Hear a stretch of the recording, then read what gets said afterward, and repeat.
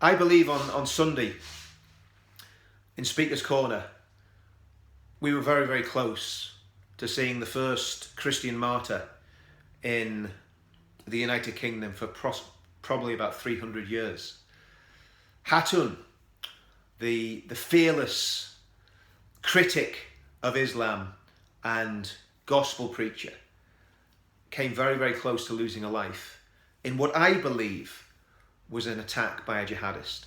And I don't believe that the jihadist was trying to just scare Hatun or trying to intimidate her.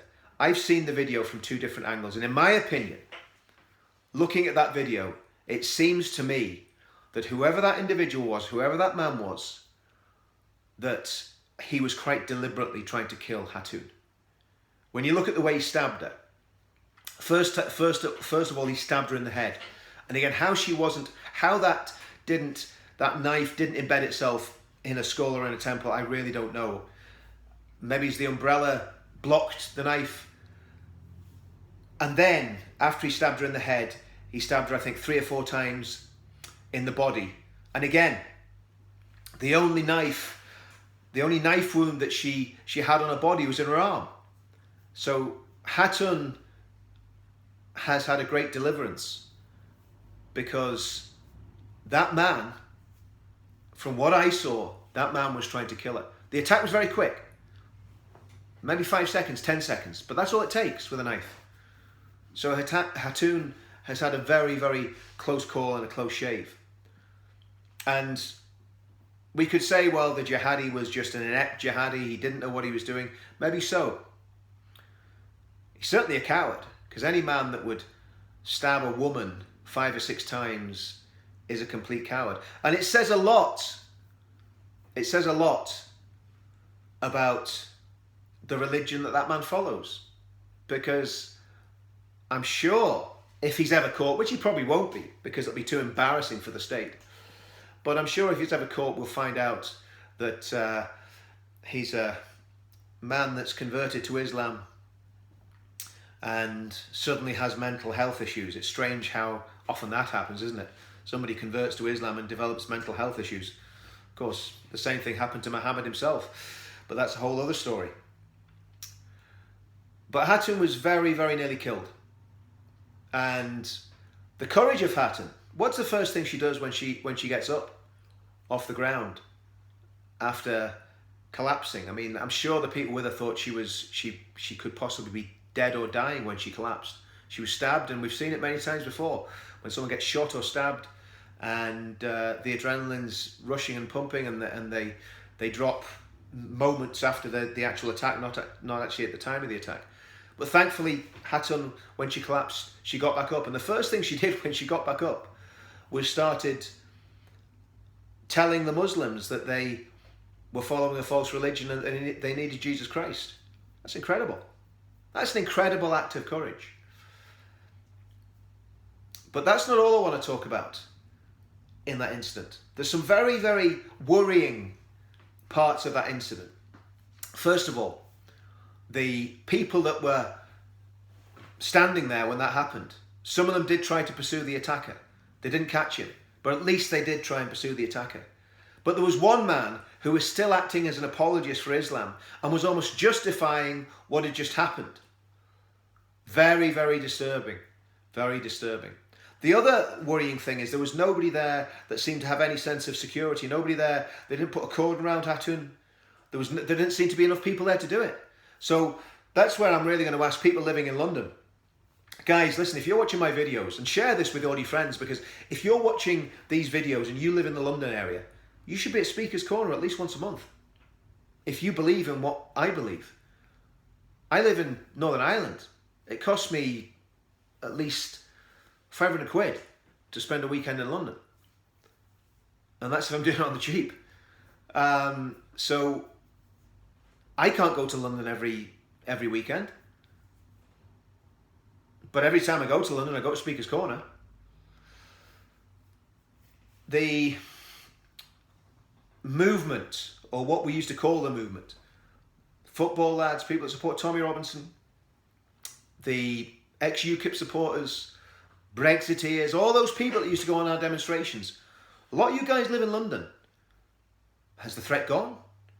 Are we not under threat from religious fanatics that want to kill us unless we convert to their religion? I don't think the threat's gone. As Jerry Adams once famously said about the IRA, they haven't gone away, you know, and the jihadists haven't gone away either. They might have gone quiet, but they haven't gone away. So the people in London, take a stand with Hatun at Speaker's Corner. Don't know whether she'll be there this weekend. Again, I'm not going to be in England for a long time. But people need to stand with Hatun. People need to stand for freedom of speech. Because that attack on Hatun was not just an attack on Hatun, it was an attack on freedom of speech, as I said in my last video. But as well as that, as I looked at the coverage, the police were there in seconds and they chased the individual in a car and didn't catch him. How's that possible? How is that possible? I mean, even if the guy had jumped over a fence and run away, I mean, surely unless the police officer was morbidly obese, he could have got out of his car and pursued the individual that just stabbed Hatun. Were they armed? Did they have tasers? I don't know. But they didn't catch him. That is, to me, smacks of incompetence. And to me, there's been a police failing at Speaker's Corner on Sunday. First of all, you can't prevent that sort of thing happening. But when it does happen, the police should be close enough to react extremely quickly. Because the fact that that man got away is going to give succor to other people who plan similar schemes. They're going to think, if he got away, then we can get away. So what happens next time? Is it a gun? Is it a suicide vest? Who knows? But the reality is that Hatun should be protected by the police. There should be a police officer standing next to her. It shouldn't be down to members of the public to stand next to Hatun and protect her. A police officer should be standing there with Hatun at Speaker's Corner to protect her. And I think we need to lobby the Metropolitan Police about this. And whoever the crime commissioner is, I think it's probably Sadiq Kant. But we need to lobby them. And we need to find out what's happening. But then when Hatun gets up, and like I said, she gets up and she preaches the gospel to the people that were around her, including the Muslims. Tells them they need Christ. But then, it takes 10 minutes from the stabbing to the police arriving on the scene. We know there was evidence there. Now, was the evidence tampered with? Was the evidence planted there? We don't know. Did anyone see the man drop the knife? We don't know. But the reality is there was evidence there on the ground. It took the police 10 minutes to get there. From what I could see, unless I'm wrong, there was no cordon put in place straight away. The police came, they escorted Hatun away from the incident. They didn't appear to give her first aid on the scene. They escorted away from the incident. They got her into the back of a van.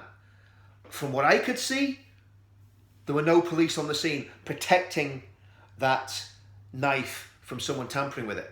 Now, I believe there were Christians there in the area that were with Hatun. Maybe they did that, but it's not their job. It's the police's job. And the final thing about this is, the final question is, why has this not been reported as a terror attack? Do you remember when the crazy guy drove the van into the Muslims outside one of the mosques in London after there'd been a jihadi terrorist attack, and some guy drove his van into a crowd of Muslims, and one of them died of a heart attack? Didn't die as a result of the actual van hitting him. The guy died of a heart attack, as far as I know. There was no murder committed, but it was attempted murder. That was classed as a terrorist attack. That was classed as a religiously motivated hate crime. And as far as I know, the guy that did that will never see the light of day. He will spend the rest of his life in prison.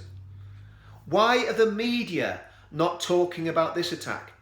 Do you remember the lad in Huddersfield that got a little bit of water splashed around his face in a playground squabble between two lads? Remember?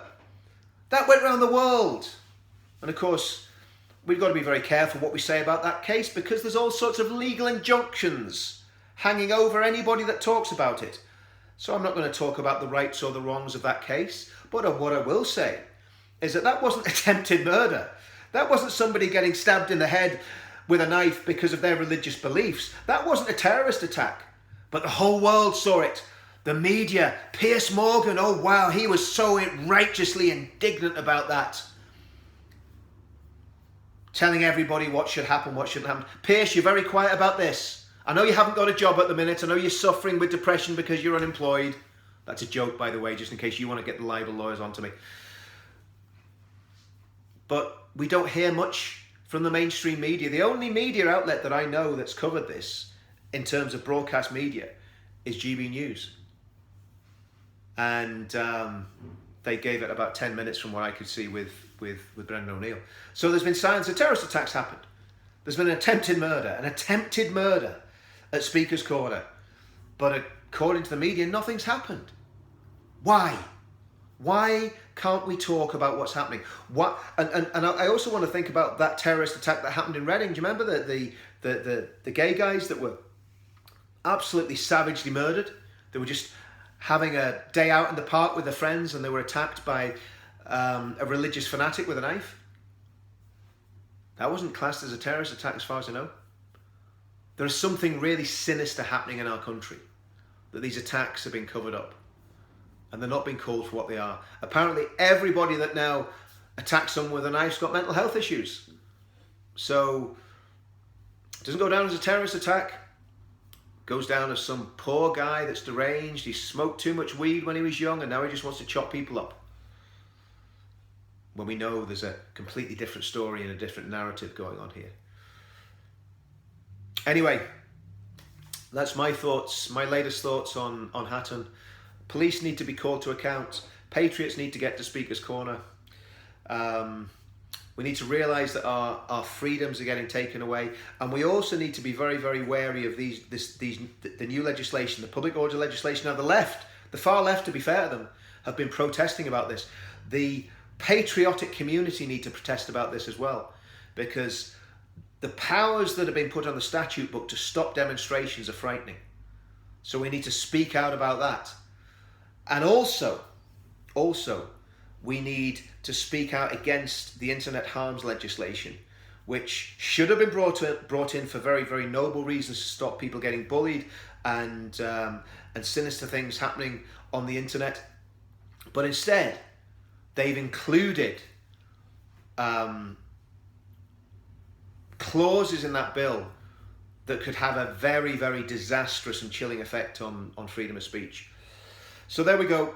That's my take. I wasn't going to do many of these videos. I've got way too much on my plate in terms of work to be getting dragged back into doing lots of stuff on YouTube. But I just don't think I can be silent when someone's been stabbed in Speaker's Corner, attempted murder, and there's not a peep on the mainstream media. Well, somebody's got to speak out about it and somebody's got to say something. So that's it. I'll see you all soon. Thank you. Bye-bye.